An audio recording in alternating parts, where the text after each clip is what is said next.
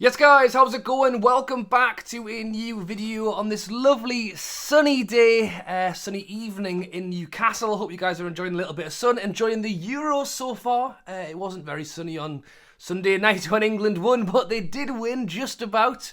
Good start to the Euros, fingers crossed. Well, it was a good start that we won. The performance weren't great, but I'm hoping we're going to have a little bit more sun, a few more beers, a few barbecues, a few more wins, and then we can see how England get on. But despite the fact that there's plenty going on in the international scene, there is still always tons to talk about in the world of Newcastle United. So if you haven't subscribed, be sure to do so. Plenty to get through in this video, and we'll start off by talking about Bellingham scored for England on Sunday night, didn't he? Ex-Borussia Dortmund. They're pretty good at picking out the young talents. And have they picked out their next talent to bring in? Heavily linked to our man, Yankuba Minteh. Dortmund being linked to the £40 million 19-year-old, according to Sky Sports.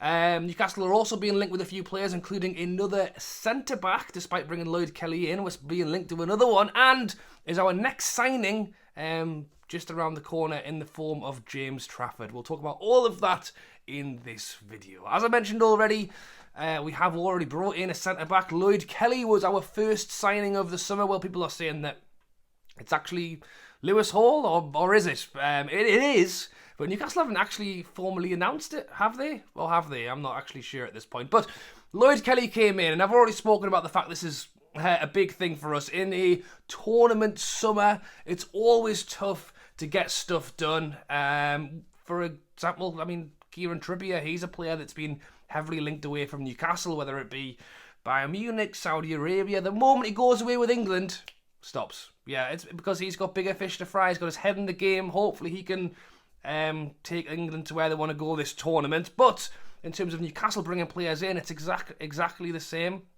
So I know Lloyd Kelly is not an international, but getting him done and dusted very early on is good business and on a free. And that might be one centre-back through the door, but are Newcastle still on the lookout for another? Because as reported by The Athletic, Newcastle have been linked to the Italian centre-back, who in fact is at the Euros as well, in the form of Calafiori, who played for Bologna, who did very well last season, just 22 years old, and I think it's a good link for us because he's a good player. I haven't said that he's being linked with pretty much half of the Premier League at this point, so it isn't just us. I think West Ham, Liverpool, Chelsea, obviously, because they're linked with every player that we are interested in. And I think there is room for another centre-back in our squad this summer window. However, the reason I don't think it would work is because he's a left-sided centre-back. And as much as I think he's a good player, probably can play on the right-hand side, and look, He's been linked with Newcastle before. This isn't the first time. He was linked 3 or 4 weeks ago and more rumoured at the time, and it appears to be that Newcastle have got their eye on him. Whether they did ahead of Lloyd Kelly coming in, whether they do still now is not 100% sure, but you can let me know down in the comments below. Do you think that Newcastle should still be looking to bring another centre-back in, or do you think Lloyd Kelly is enough? For the left-sided centre-back, it's Burn, Botman, Kelly, Calafiori. I don't know if we did 4 left-sided centre-backs, where the right side we've got Fabian Schär, who, by the way, is fantastic, and I would be more than happy for him to play that position next season. Pretty much the only defender who was able to stay fit throughout the majority of the season. But his backup, well, I guess it's Lascelles, but he's also injured, so at the minute it's actually Crafty. So I think if we were going to look down that centre-back route, I think it would be the right-sided centre-back I would go for. These days, players are good enough to play either side in reality, so maybe I shouldn't actually think into it so much, but I think when we've already brought one in, maybe open the scope a little bit more rather than just knocking the next one down. In terms of the player that looks most likely to come in next, it does appear to be the Burnley goalkeeper, Trafford. Having said that, it's Nick Pope number 1, Dubravka number 2. He's with the Euros as well.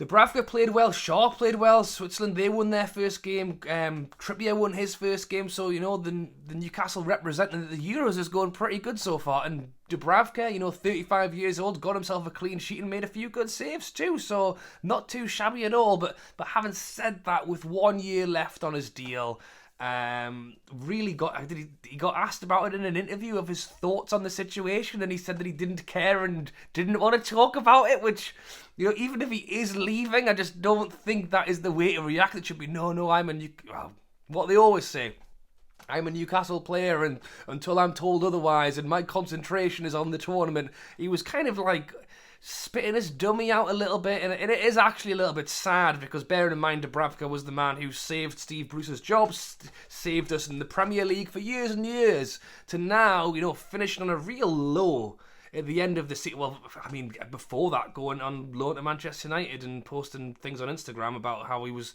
watching United, then came back and played pretty badly, and now he's spat his dummy out. So yeah, maybe he's had some criticism and is fed up with it, but I still don't think that's maybe the way to react. Anyway, is there an opportunity for Dubravka to actually keep his place if he does well this summer? No, I think not. I think ultimately the fans lost confidence in Dubravka. I think the players lost confidence in Dubravka, and I think Dubravka lost confidence in Dubravka. I think the way Newcastle play in the Premier League is different to how he plays for his international side. I think they are probably more compact. I think Newcastle are quite a lot more end-to-end, and we expect Dubravka to be off his line and be a lot more dynamic, and he just couldn't quite do it anymore, and I think it's partly that it's fully that he isn't able to, that he doesn't have the ability to. I just think that his confidence was so low, he wouldn't even catch the ball, he was punching everything. So I think if there's an opportunity for him to go to a Celtic, which he's been linked with, I think it's a good move. I think the question mark around Newcastle, and it does look like Trafford's going to be the one, so it does appear that Newcastle have made their decision, that Pope will be number 1, Trafford will be number 2, Gillespie will be number 3. Which is fine, and I think Trafford is a young lad. It's a good move to bring him in. My only thing is that Nick Pope's got 2 major shoulder injuries, so really we need Trafford to be ready very quickly if Pope isn't ready. And after seeing how Trafford performed for Burnley this season, I would say that he isn't ready. So you're hoping that Pope stays fit all season, because really we don't want to have to push this young lad in too soon. And who's to say at the end of this season that Trafford's going to be ready then? So. And then if he isn't ready, we're having to buy another goalkeeper next season. So I think the pluses of bringing a Trafford in, if he excels very quickly, are huge. We've brought him in on a low fee.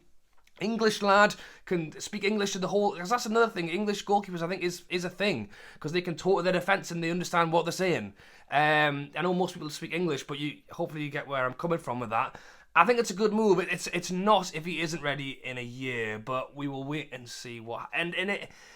And if we were going to want to go and spend more money on a goalkeeper than maybe we are spending, do we need to sell players? And really, seemingly one of our biggest assets to sell right now, and has been heavily linked by Sky Sports today, is Yankuba Minteh. Which is crazy, considering he's 19 years old. I think, well, I'm lying, aren't I, really? Bruno, Isak, they are our biggest assets, and Isak, funnily enough, has actually been linked to a new contract in the last few days. It's understood that, obviously, we saw Joe Linton get one not too long ago. Bruno got one not too long before that. It's thought that Isak will become the newest highest paid player at the club, so be interested to know what Bruno thinks about that, as I believe he was the highest paid until Isak looks to exceed him now. But in terms of, sellable assets, we don't actually want to sell Bruno, we don't actually want to sell Isak. I think people would probably agree that we could look to sell a Wilson or a Miggy. By the way, have you seen the stat comparisons between Miggy and Yankuba Minteh in terms of having him potentially just come and join the squad? As if we did sell Almiron and Miggy, and Minteh was to come in and be the new right winger, the stats are crazy. And bearing in mind, he does play over in the Dutch league, so it's not as competitive, and he probably does have more time on the ball, etc., etc. But it's not like he's just performing well. He's performing across the whole league. The stats there are fantastic for everyone in the league. It's not just him compared to the other 19-year-olds. That's the whole league. So he is looking extremely good, and there's a reason why the likes of Bayern Munich, but they're probably interested as well. Who isn't interested in Minteh right now? Dortmund are the ones who are interested, being linked with the 40 million 19-year-old. I really hope he stays, and that's the thing that does my head in, to be fair, is despite the fact that we are the richest club in the world, we're having to look to cash in on, and I get it's 40 million, having to cash in on a £7 million purchase. You know, the way I was explaining it to a friend, it's like putting on a £7 million bet. Have you walked down Ladbrokes and put many £7 million bets on? A £7 bet with a 100 million return, but you can cash out for 40 quid now. Do you want to do it? That's kind of how it feels a little bit, because we don't actually know. The thing is, if you were in the pub, you would go, let it ride. It might be 100, you know, and that's kind of how I feel Newcastle should react to this. It's like, we shouldn't just cash out. We should hold our nerve and let the bet ride, because the final outcome could be so much better than what it was. Yes, he might come to Newcastle, he might underperform, and he might not be ready for the Premier League, and because of that, the value drops, and maybe we do lose our £7, or Newcastle lose their 7 million. But I don't want to cash out at 40 and realise it could have been 100 or even more than that. We know that Eddie Howe has said he wants to bring him back for pre-season training, and I think that's important. Newcastle should be taking a look at someone before they move him on. One thing that actually came to my mind was we don't have to sell. Interestingly enough, in this new world where everything costs something and you get nothing back, loan deals. People are trying to charge us 5 million for this loan. Why don't we try and loan Minteh for like a fee this time around? If a big club is that keen on bringing him in, what's wrong with us charging 7-8 million for a year's worth of Minteh, and we'll just loan him out? You'll have another year in possibly a lesser league, in a Dortmund side or a French side, maybe a slightly upgrade on the Eredivisie, but not quite the Premier League. Is there an opportunity there where we get 10 million for a year's loan? 10 million, is it a lot? People are paying whatever, and letting him go out for one more year. But I think the most important thing is that Eddie Howe takes a look at him this summer. Eddie Howe could look at him, and Eddie Howe's been around the game for long enough to watch a player, I think, and know whether they've got themselves something about them, or whether they just had a very good season in a not as good league. But I think it's unlikely that we will bring Minteh in to play right wing and then we'll do nothing else. I think it looks like Almiron will go. Is Minteh and Murphy are good enough two right wingers? Quite possibly, if the 19-year-old's ready. But as we've seen, like, it's unusual that young players are ready to go quite so soon. We've seen that how good Miley's been, but I think it's still key that I would personally let Miggy go, spend some money on a new right winger to go in that front line with Gordon, Isak and whoever else, you know, some big names getting mentioned, to scare teams. And then if Minteh can come in and actually play behind him and get some good football time, that will be really good. As I say though, it's predicting the future and you just can't do it. But when you start talking about 40-50 million pounds for like a 19-year-old, I can understand why people at the club are likely considering the option of moving him on. You know, really moving a Trippier out, moving a Wilson out, moving an Almiron out. There's going to be a lot of talks. There's going to be a lot of conversations. Probably people not wanting them to pay us as much as we want them to pay.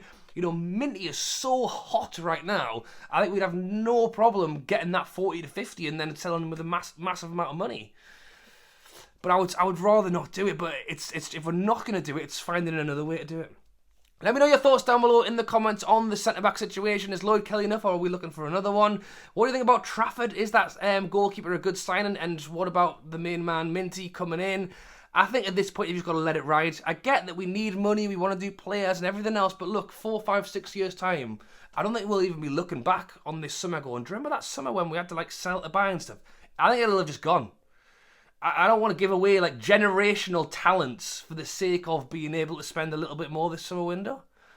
Let me know your thoughts in the comments down below. If you haven't subscribed and you're still watching 15 minutes later, then hit that big red button. It's free. If you drop a like as well, it just helps the channel. In a time where the Euros is on and there's not that much to talk about in Newcastle, it's still great to come on and just have a bit of a natter with you lot. Alright, thanks for watching, and I'll catch you later.